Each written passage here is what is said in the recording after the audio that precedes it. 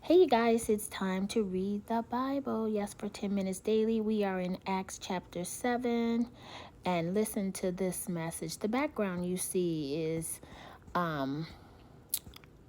Bishop G. Patterson said that after you get saved, you need to grow. And guess what? In order for you to grow so you can know is to read the Bible. So let's get into Acts chapter 7. Just a little background. You will see that Stephen launched into a long speech about Israel's relationship with God. And just looking at the Old Testament history, he showed that the Jews had constantly rejected God's message and his prophets, and that this council had rejected the Messiah. So now when we look at God's Son, there are three main points. And there's Israel's history is the history of God's act in the world. And then second, people worshiped God long before there was a temple because God does not live in a temple. And then the third one is Jesus died. His death at the hands of the religious leaders was just one more example of Israel's rebellion against and rejection of God. So let's get into this, okay? So Acts chapter 7, and I'm in the NIV translation. Then the high priest asked Stephen, "Are these charges true?" To this he replied, "Brothers and fathers, listen to me. The God of glory appeared to our father Abraham while he was still in Mesopotamia, before he lived in Haran. Leave your country and your people," God said, "and go to the land I will show you." So he left the land of the Chaldeans and settled in Haran. After the death of his father, God sent him to this land where you are now living. He gave him no inheritance here, not even enough ground to set his foot on. But God promised him that he and his descendants after him would possess the land. Even though at that time Abraham had no child, God spoke to him in this way: "For 400 years your descendants will be strangers in a country not their own, and they will be enslaved and mistreated. But I will punish the nation they serve as slaves." Y'all hear that? God said, "And afterwards they will come out of that country and worship me in this place." Then he gave Abraham the covenant of circumcision, and Abraham became the father of Isaac and circumcised him 8 days after his birth. Later, Isaac became the father of Jacob, and Jacob became the father of the 12 patriarchs. Because the patriarchs were jealous of Joseph, they sold him as a slave into Egypt, but God was with him and rescued him from all his troubles. He gave Joseph wisdom and enabled him to gain the goodwill of Pharaoh, king of Egypt. So Pharaoh made him ruler over Egypt and all his palace. Then a famine struck out Egypt and Canaan, bringing great suffering, and our ancestors could not find food.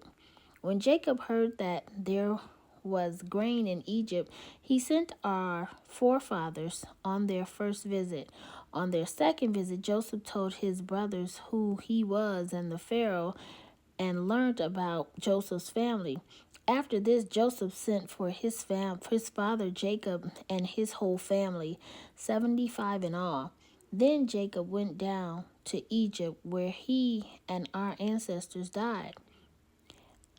Their bodies were brought back to Shechem and placed in the tomb that Abraham had brought from the sons of Hamor and Shechem for a certain sum of money. As the time drew near for God to fulfill his promise to Abraham, the number of people in Egypt had greatly increased. Then a new king, to whom Joseph meant nothing, came to power in Egypt. He dealt treacherously with our people and oppressed our ancestors by forcing them to throw out their newborn babies so that they would die. At the time Moses was born, and he was no ordinary child, for 3 months he was cared for by his family. when he was placed outside, Pharaoh's daughter took him and brought him up as her own. Moses was educated in all the wisdom of Egyptians and was powerful in speech and action. When Moses was 40 years old, he decided to visit his people, the Israelites. He saw one of them being mistreated by an Egyptian, so he went to his defense and avenged him by killing the Egyptian. Moses thought that his own people would realize that God was using him to rescue them, but they didn't. The next day, Moses came upon two Israelites who were fighting. He tried to reconcile them by saying, "Men, you are brothers. Why do you want to hurt each other?"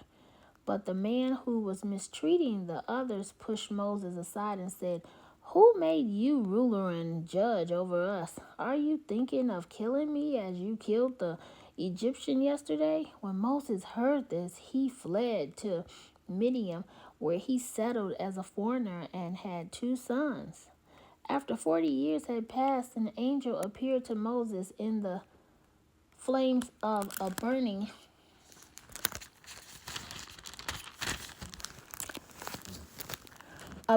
bush in the desert near Mount Sinai. When he saw this, he was amazed at the sight. As he went over to get a closer look, he heard the Lord say, "I am the God of your fathers, the God of Abraham, Isaac, and Jacob." Moses trembled with fear and did not dare to look. Then the Lord said to him, "Take off your sandals, for the place where you are standing is holy ground. I have indeed seen the oppression of my people in Egypt. I have heard their groaning and have come down to set them free. Now come, I will send you back to Egypt." This is the same Moses they had rejected with the words, "Who made you ruler and judge?" He was sent to be their ruler and deliverer by God himself through the angel who appeared to him in the bush. He led them out of Egypt and performed wonders and signs in Egypt, at the Red Sea, and for 40 years in the wilderness. This is the Moses who told the Israelites, "God will raise up for you a prophet like me from your own people."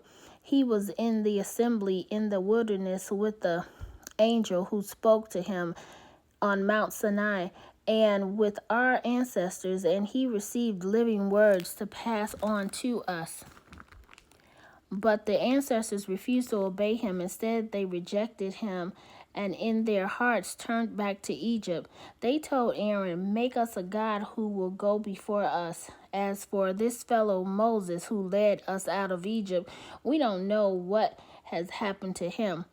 That was the time they made an idol in the form of a calf. They brought sacrifices to it and reveled in that their own hands had made.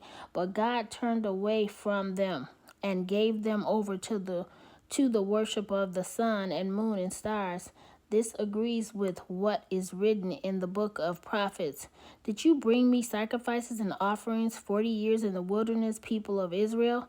You have taken up the tabernacle of Moloch and the star of your god Rephan, the idols you made to worship. Therefore I will send you into exile beyond Babylon."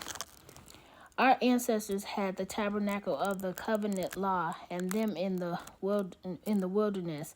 It had been made as God directed Moses according to the pattern he had seen. After receiving the tabernacle, our ancestors under Joshua brought it with them when they took the land from the nations. God drove out before them. It remained in the land until the time of David, who enjoyed God's favor and asked that he might provide a dwelling place for the God of Jacob. But it was Solomon who built a house for him. However, the Most High does not live in houses made by human hands, as the prophet says. And we may run out of time, you guys, and you have to finish it up. "Heaven is my throne and the earth is my footstool. What kind of house will you build for me? Or where will my resting place be? Has not my hand made all these things?" That's the word of the Lord. Go and read the few extra scriptures and grow. so you'll know.